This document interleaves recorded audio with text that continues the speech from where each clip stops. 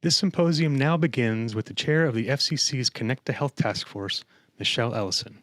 Michelle? Good morning, everyone. I'd like to extend a very warm welcome to each of you.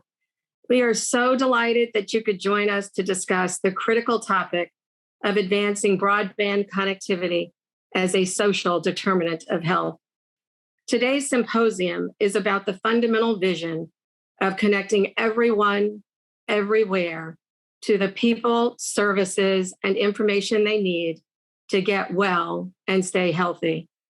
We developed this vision at the inception of the task force in 2014, and it has stood the test of time. Indeed, it was remarkably prescient given the global pandemic to come. Today's symposium is also about the essential realization that increasingly broadband equity is health equity. As Chairwoman Rosenworcel often says, broadband is no longer a nice to have, but a must have if Americans are to thrive in the digital age. The pandemic put a spotlight on the serious broadband gaps that exist across the country, including in rural infrastructure, affordability for low-income Americans, and at-home access for students.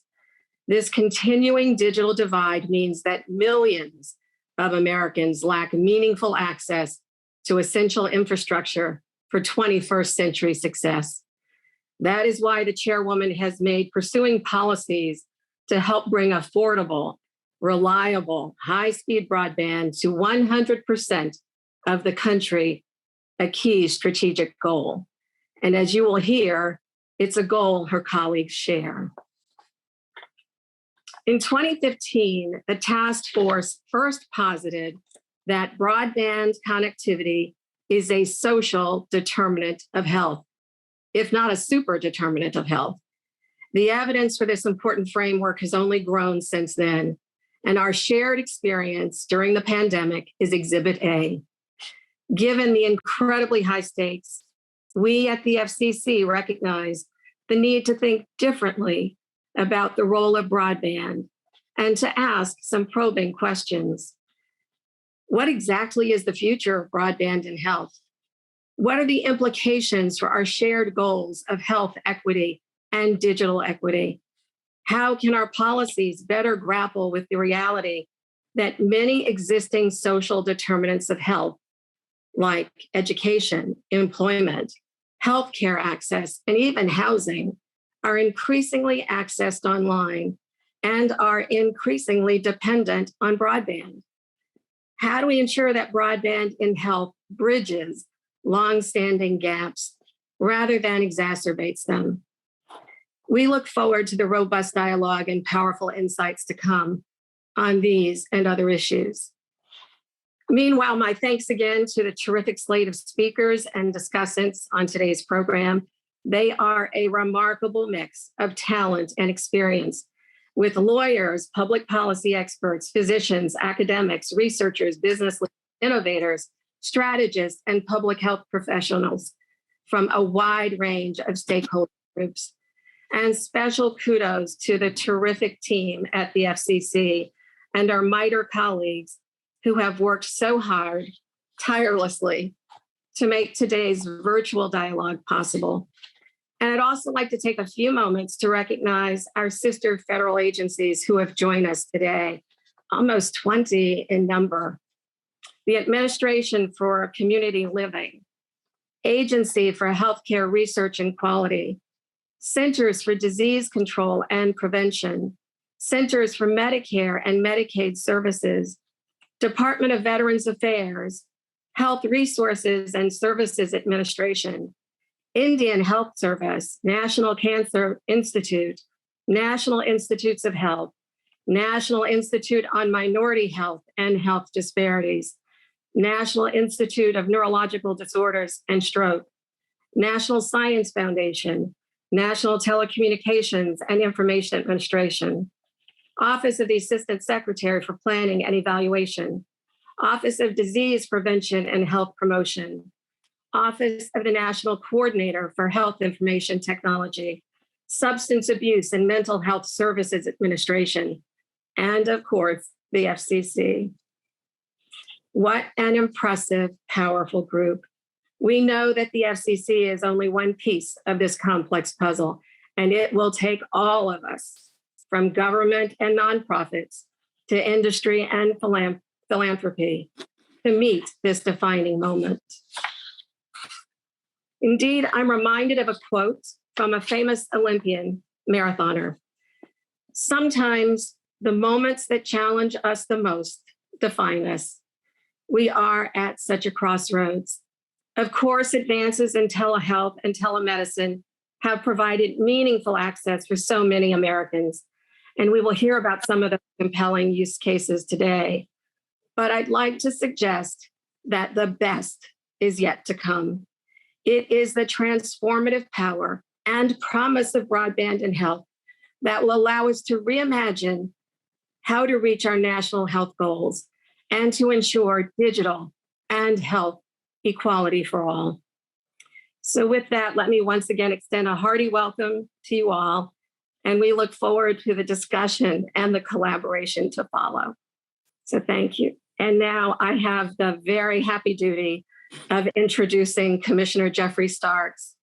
Commissioner Starks joined the FCC in 2019 after senior level stints at the Department of Justice, the FCC, and in private practice at the law firm of Williams and Connolly. He is a native of Kansas, the Sunflower State, and a graduate of both Harvard College and Yale Law School.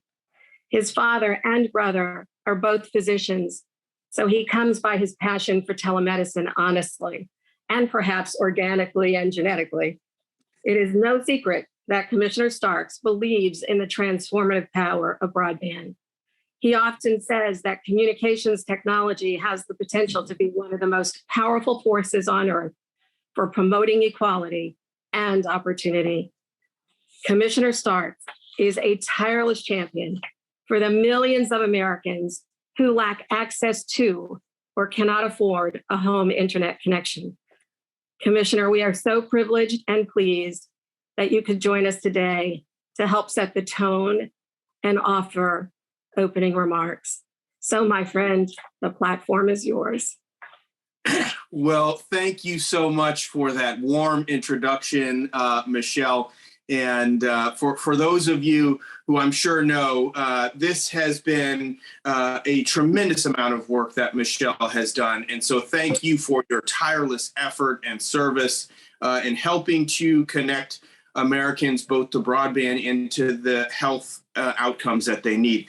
I am pleased to welcome all of you today to the Connect to Health Symposium.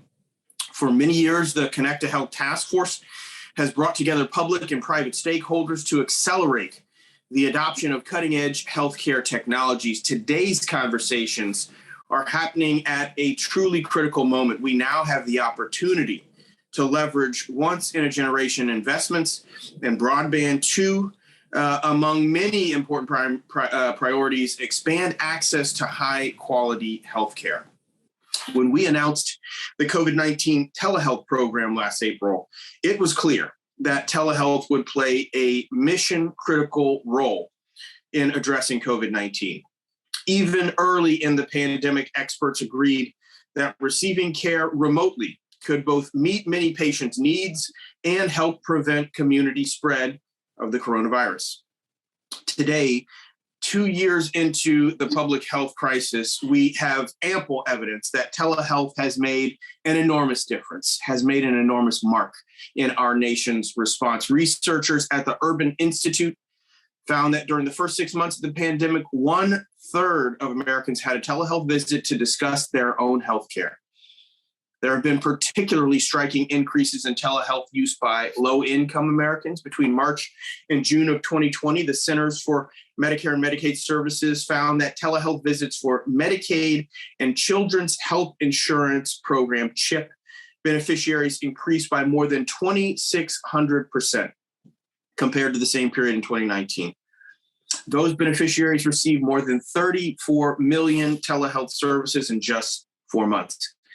And while many Americans are returning to in-person visits as the pandemic's outlook changes, McKinsey and company has found that telehealth utilization has stabilized at levels 38 times higher than before the pandemic.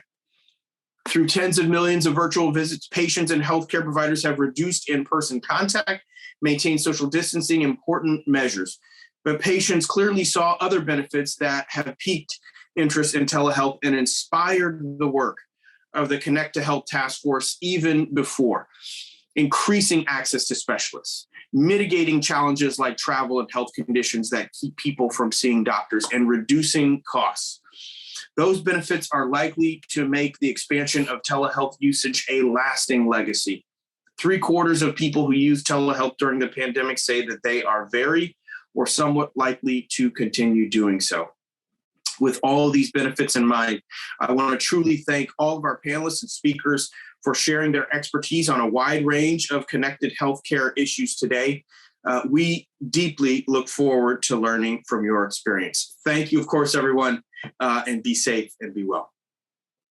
Thank you, Michelle and Commissioner Stocks, for your opening remarks, which provide a critical vision and framework for guiding our symposium today.